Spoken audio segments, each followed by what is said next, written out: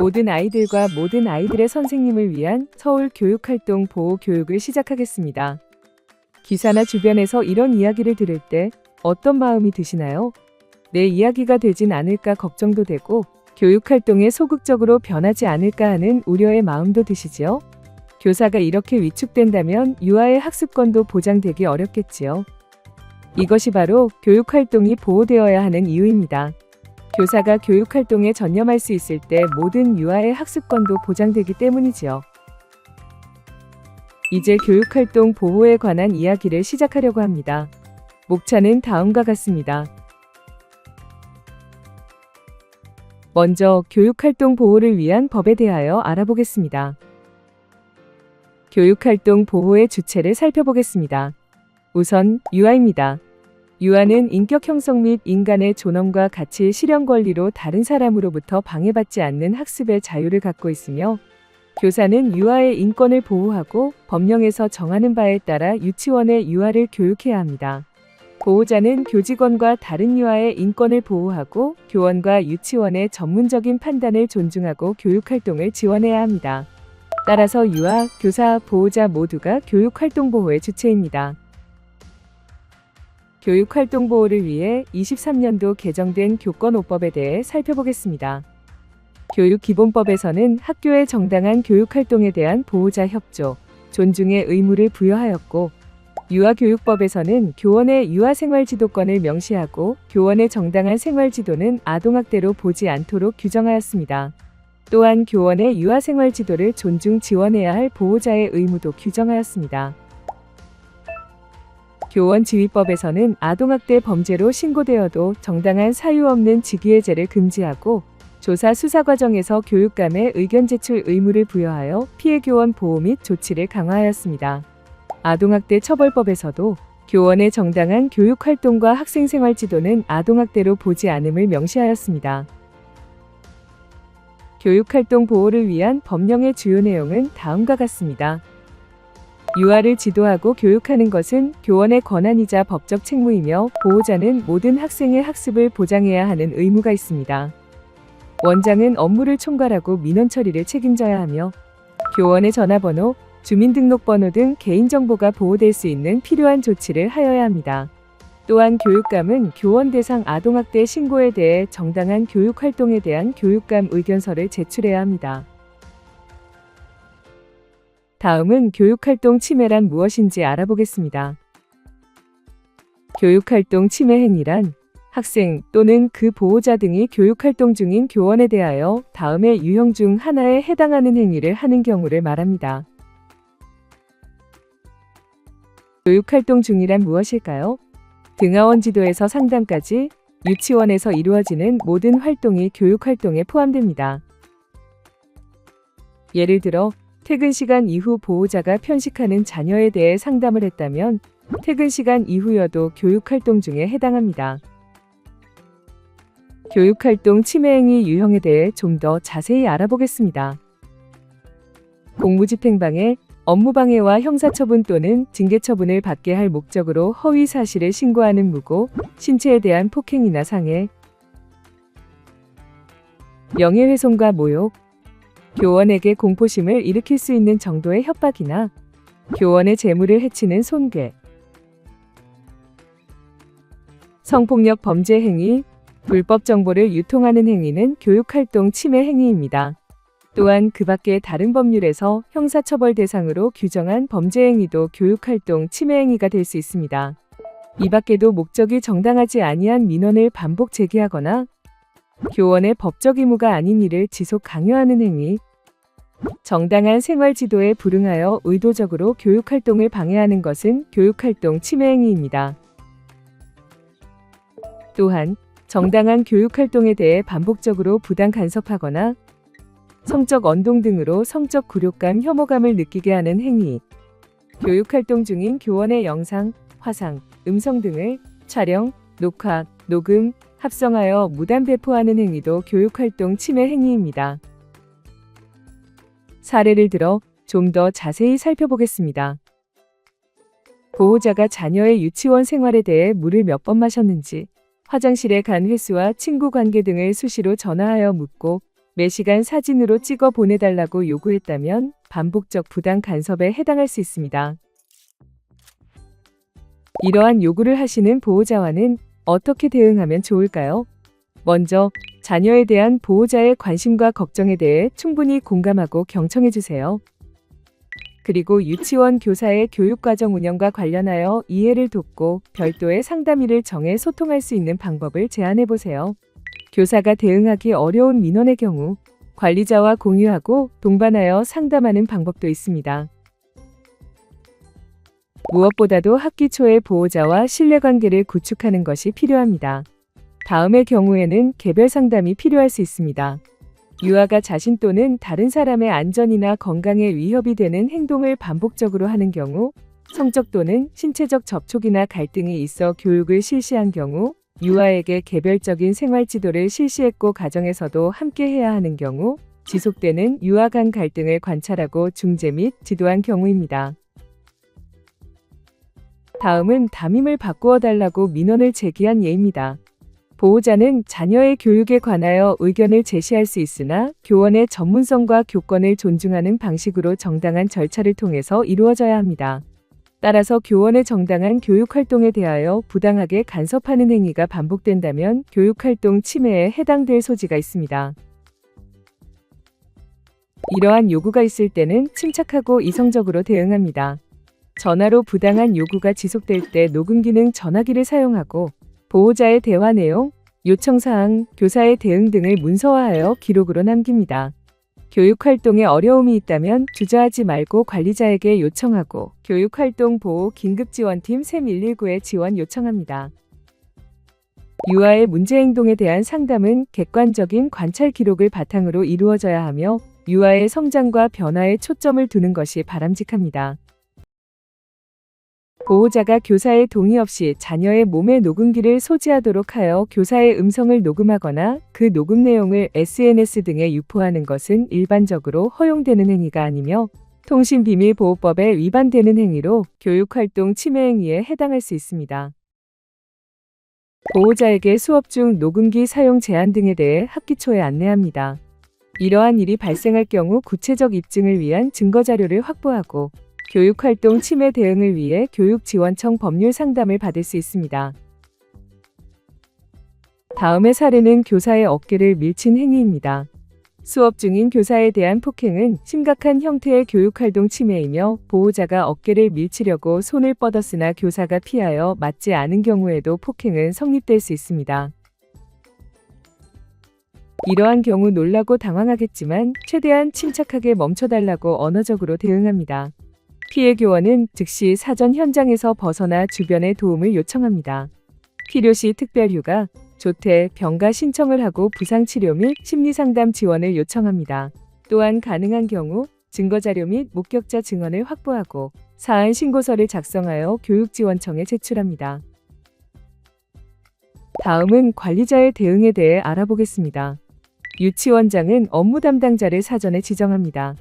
교육활동 침해 행위인지 즉시 개입하고 피해 교원의 치유와 교권 회복에 필요한 조치를 하며 교육 현장 안정화 조치를 실시합니다.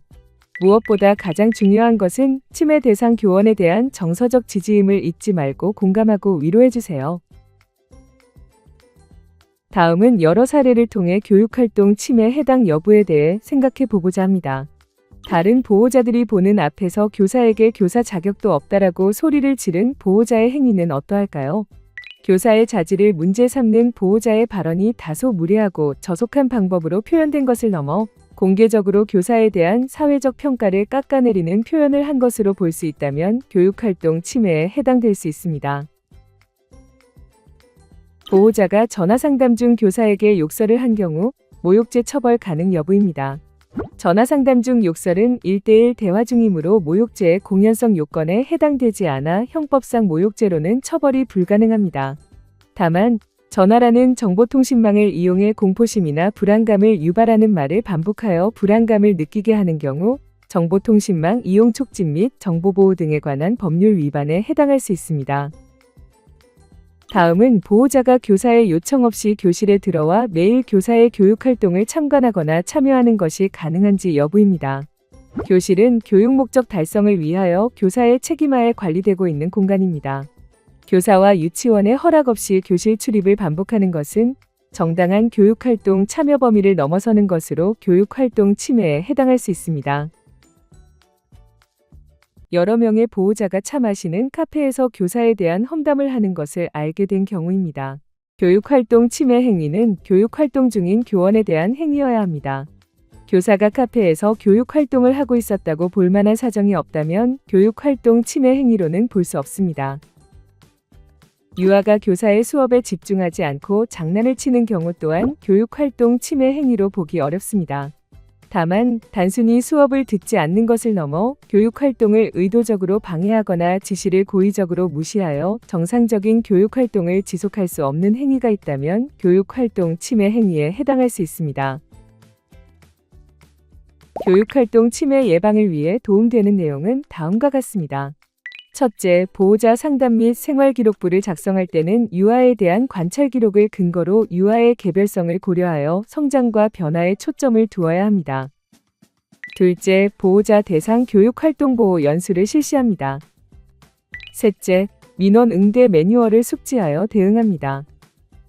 넷째, 교원을 위해 만들어진 다양한 교육활동보호 지원 방안에 관심을 가집니다.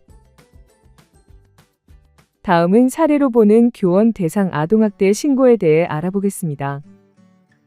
보호자가 자녀의 허벅지에 멍이 들어왔다며 CCTV 열람을 요청하고 확인 결과 멍이 들 상황이 확인되지 않았지만 잦은 민원 제기와 아동학대로 고소한 경우입니다. 아동학대 행위가 명백히 아닌데도 형사 고소나 민원을 제기하겠다고 교원에게 공포심을 주는 것은 구체적인 해악을 고지하는 것으로 협박에 해당할 수 있고 형사고소 내용이 허위 사실인 경우에는 무고에 해당할 수도 있습니다. 반면 교원의 아동학대 행위가 있었다면 이에 대해 형사고소나 민원을 제기하는 것은 피해자의 정당한 권리행사의 일환이므로 교육활동 침해로 보기 어렵습니다. 정당한 유아생활 지도는 아동학대로 보지 않습니다. 유치원 교원의 교육활동 보호를 위한 고시를 통해 유아생활 지도의 범위, 생활 지도의 방식이 구체화되어 있으므로 교사의 행동이 정당한 생활 지도에 포함되는지 확인해 보세요. 무고성 아동학대 신고의 경우 아동학대 피신고 교원이 보호자의 교육활동 침해 행위 신고를 원하면 별개의 절차로 교육활동 침해 신고를 진행할 수 있습니다.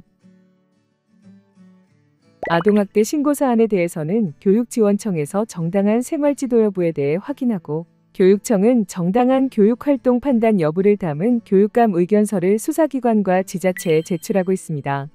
또한 선생님 동행 100인의 변호인단을 통해 상담, 조사 수사기관 제출용 의견서를 작성, 수사조사기관 동행까지 밀착 지원합니다. 정당한 유아생활 지도란 무엇인지 알아보겠습니다. 유치원 교원의 교육활동 보호를 위한 고시에서는 정당한 유아생활 지도의 범위인 조언, 상담, 주의, 훈육, 보상에 대해 다음과 같이 정의하고 있습니다. 조언은 유아 혹은 보호자에게 적절한 정보를 제공하고 유아의 문제를 미연에 방지하여 문제 해결을 돕는 것입니다. 조언할 때는 모두 앞에서 반복적으로 하여 특정 유아가 다른 유아 및 보호자로부터 부정적 낙인을 받지 않도록 주의합니다. 상담할 때는 평소 관찰을 바탕으로 구체적으로 상담하며 학습권, 수업권에 방해되지 않도록 수업 외의 시간에 상담합니다. 사전에 합의되지 않았거나 근무 시간, 직무 범위 외 상담은 거부할 수 있습니다. 주의는 유아 행동의 결과가 명백히 위험하거나 유아의 위해가 예측되는 경우 지도하는 방법입니다. 교원의 감정을 배제하고 사실에 근거하여 지도합니다. 훈육은 지시, 제지, 물품 분리 보관 등을 통해 유아의 행동을 중재하는 것으로 물리적 제지는 긴급한 상황에만 실시합니다.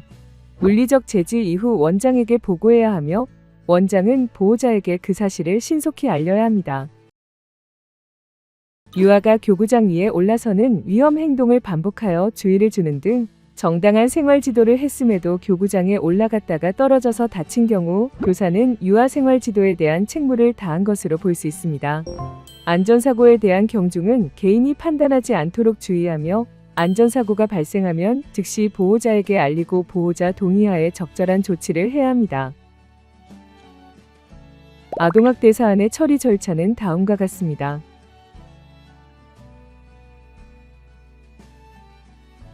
교원 대상 아동학대 신고 발생 시 대응 요령에 대해 알아보겠습니다. 교육지원청 교육활동보호 전담 변호사, 선생님 동행 백인의 변호인단 등을 통해 자문을 구합니다. 정확한 고소 내용이 무엇인지 파악하기 위해 사법포털 또는 경찰서 민원실을 통해 정보 공개 청구를 합니다. 관련 사진, 관찰일지 등 증거자료 및 아동학대 예방 교육 관련 자료를 확보합니다.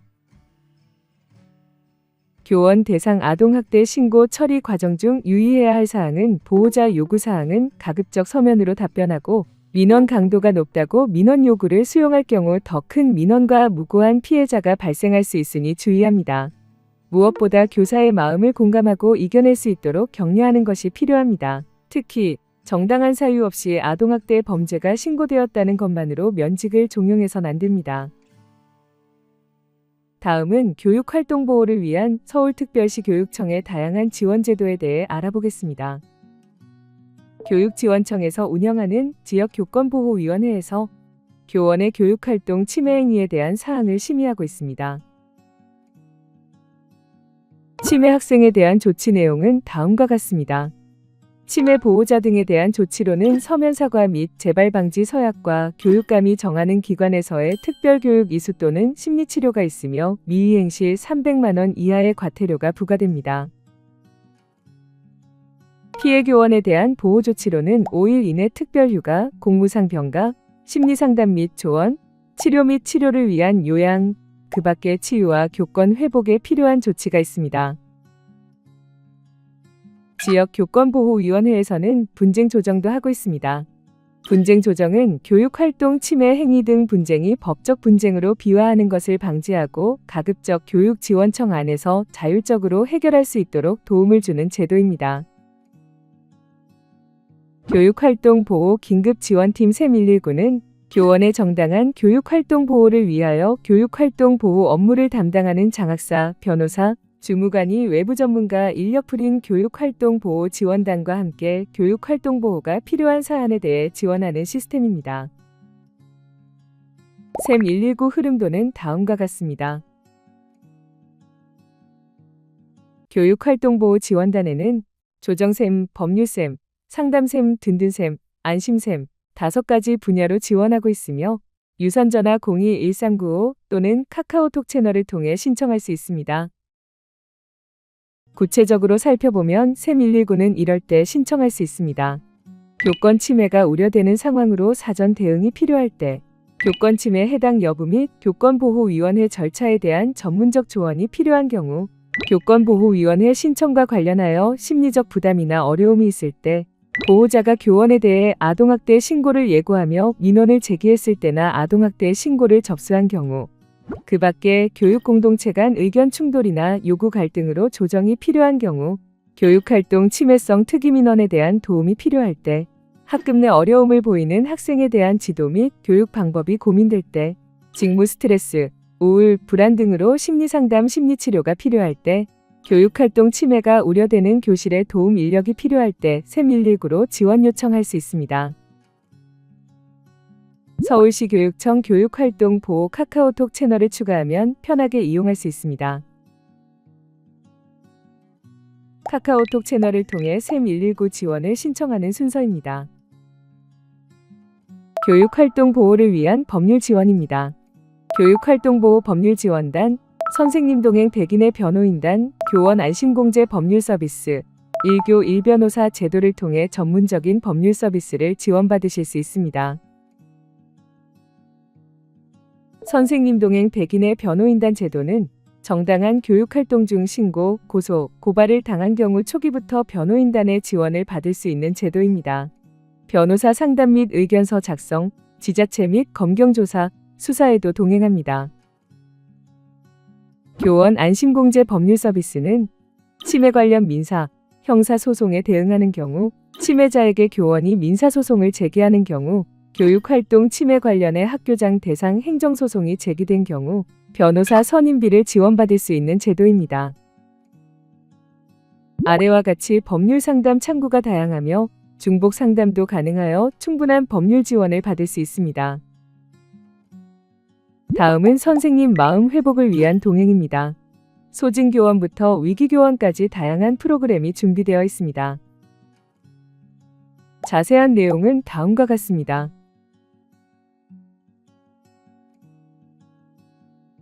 학교로 찾아가는 맞춤형 회복 지원 프로그램은 심리 전문가 또는 소통 전문가가 유치원을 방문하여 심리 교육 또는 집단 상담을 운영하는 프로그램입니다.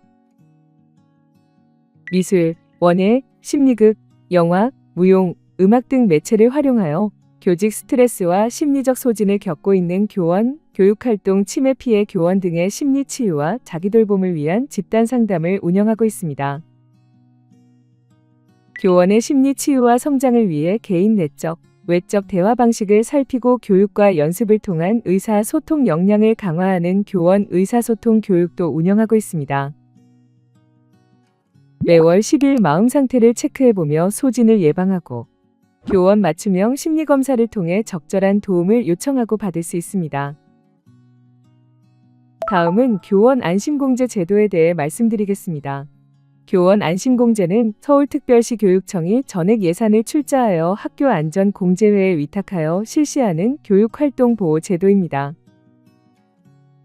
교원 안심공제 서비스와 내용은 다음과 같습니다.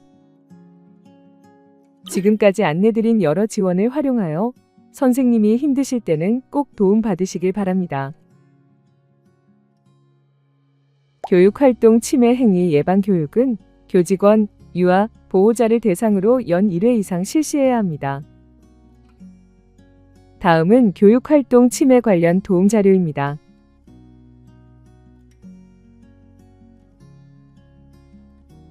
마지막으로 교육활동 보호를 위한 우리의 약속을 함께 낭송하고 마치겠습니다.